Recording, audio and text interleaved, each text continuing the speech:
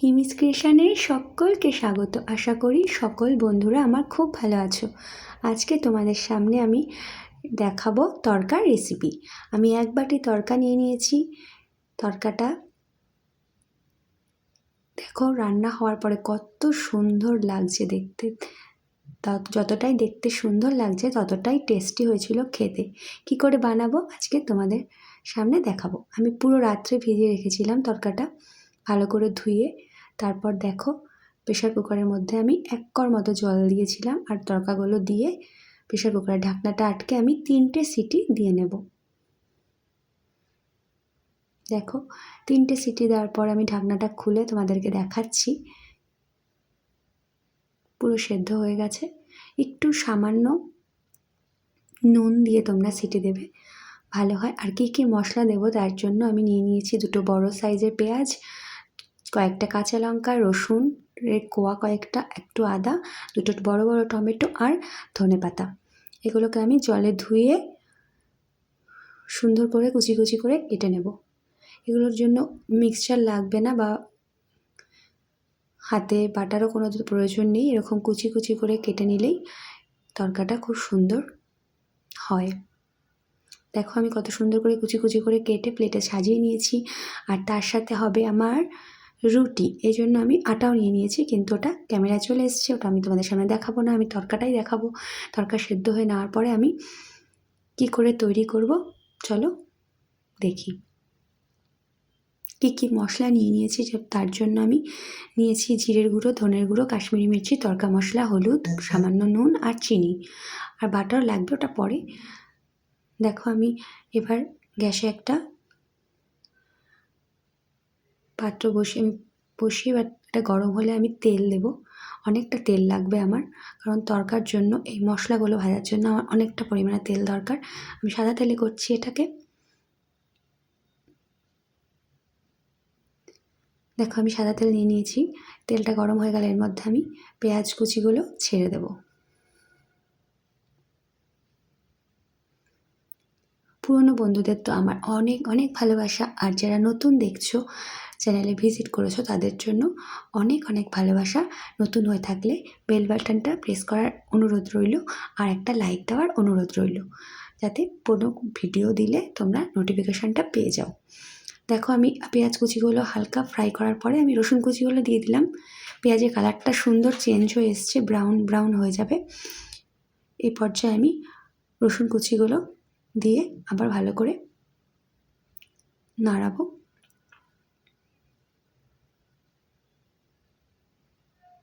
দেখো পেঁয়াজ রসুনের থেকে কাঁচা গন্ধটা চলে যাওয়ার পরে আমি ওর মধ্যে সব মশলাগুলো দিয়ে দিয়েছি। আদা, লঙ্কা, গুঁড়ো মশলা যা যা নিয়েছিলাম সবগুলো দিয়ে আবার ভালো করে এরকম করে কষিয়ে নেব। এবার টমেটোটা দেব। টমেটোটা আমি আগে দেব না, কারণ আগে দিলে এটা গলে যাবে, পরে দিলে টেস্টটা ভালো হয়।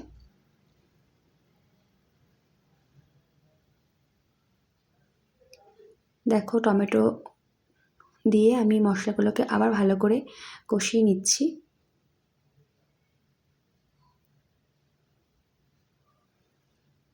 আমার মনে হয় দোকানের থেকে কিনে খাওয়ার থেকে বাড়িতে তোমরা যদি এভাবে বানাও তাহলে দুর্দান্ত খেতে হয়।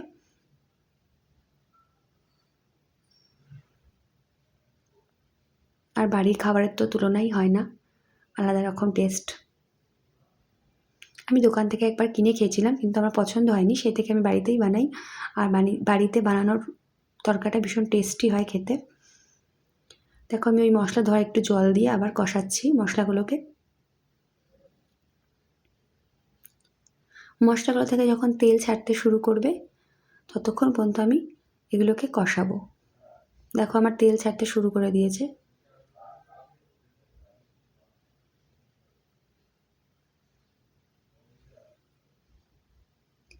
এরপরে আমি যে সেদ্ধ করে রেখেছিলাম তড়কা ডালগুলোকে, সেগুলোকে আমি অল্প অল্প করে এই মশলার মধ্যে দিয়ে দেব।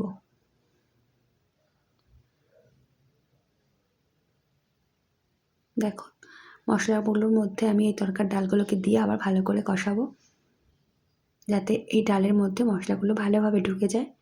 গ্যাসটা থাকবে লো টু মিডিয়াম।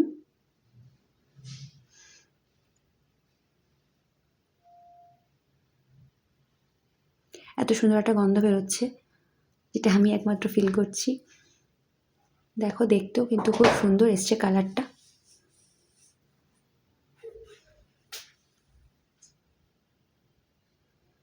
দেখো এইভাবে আমি আস্তে আস্তে কষাতে কষাতে অল্প অল্প করে ডালগুলো সব দিয়ে দিচ্ছি। তোমরা দেখি বুঝতে পারছো কতটা সুন্দর দেখতে লাগছে, খেতেও ঠিক ততটাই টেস্টি হয়েছিল।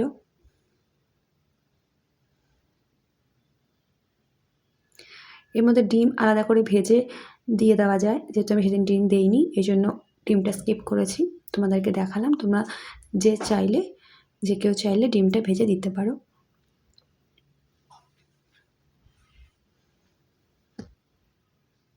এত সুন্দর একটা গন্ধ বেরোচ্ছে না, খুব সুন্দর। দেখো আমি ধনেপাতা কুচি করে রেখেছিলাম, ওটা দেব।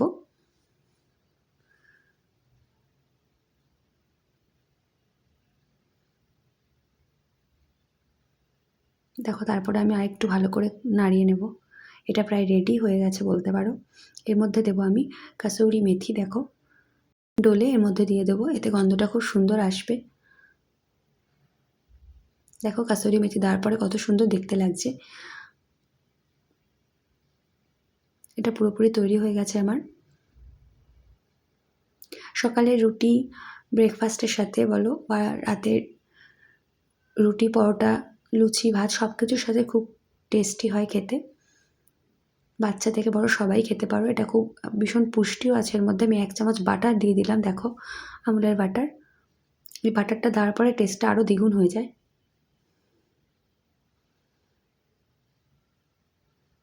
এরকম গরম গরম 1 বাটি বা 1 প্লেট তড়কার সাথে রুটি আর কাঁচা পেঁয়াজ আর একটা কাঁচা লঙ্কা থাকলে উফ, খাওয়াটা জাস্ট জমে যায়।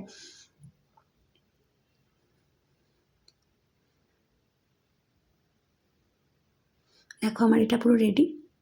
কার কার তড়কা পছন্দ কমেন্টে জানিও, আর কেমন লাগলো সেটাও কমেন্টে জানিও। তোমাদের কমেন্টগুলো পড়তে আমার ভীষণ ভালো লাগে, কত সুন্দর সুন্দর কমেন্ট করো। আর মামু আছে, পরমা প্রকৃতি অফিসিয়াল থেকে মামু, ভীষণ প্রিয়। ওই মামুর কমেন্টে তো আমি দেখে হাসতে হাসতে পাগল হয়ে যায়। মামু যা লেখে, ভীষণ মজার মানুষ, খুব ভালো। তোমরা চাইলে মামুর চ্যানেলটা ভিজিট করতে পারো, ভালো লাগবে। দেখো রুটি দিয়ে একজন খাওয়াতে শুরু করে দিয়েছে, এতটাই লোভনীয় হয়েছে। সাথে দেখো ভিডিও চলছে সামনে, কারণ না কারণ তো ভিডিও চলতেই থাকে সারাদিন। তাহলে সকলকে অনেক অনেক ভালোবাসা, সকলে ভালো থেকো, সুস্থ থেকো, সবাইকে টাটা। আবার একটা নেক্সট ব্লগ বা রান্নার রেসিপি নিয়ে তোমাদের সামনে হাজির হব।